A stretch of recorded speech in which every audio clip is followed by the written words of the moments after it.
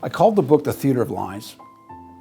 Came about 2/3 of the way into the research and the writing process with a title comes to mind. Often as a writer, you come up with a title first and then it drives you forward.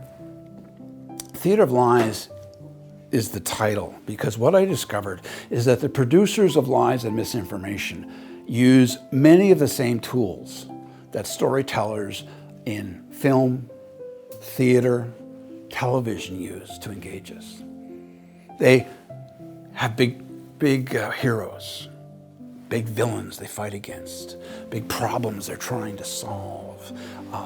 They talk about how they've tried and failed and how other people around them are fighting them or helping them. And they craft these grand stories, and the grander the story, the more they engage you.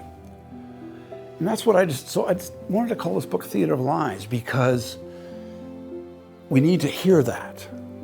And when we start to hear that, realize that we're probably being lied to, if those are kind of the way it's being packaged, if this information is being packaged for us. Not necessarily, but it may be. It's a signal that we might be being lied to.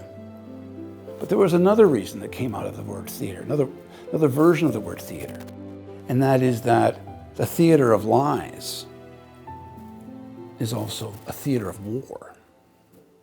There's a battle for our minds, for our opinions. And, there's a cliche that truth is often the first casualty of war. We see misinformation coming out of Russia, lies about their attack on Ukraine, and it's common. It's expected. So what? What's happening in our lives? Battles are being fought that are dividing us into left and right. In America, it's red states and blue states. We talk a little bit later, and it's in the book, about how calling them red and blue is actually does a disservice to it all. Again, it's how language informs lies and misinformation.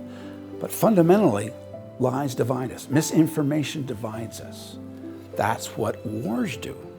So the theater of lies becomes a theater of war. And if we're not careful, theater of lies becomes theater of war. And then that becomes the rule of lies.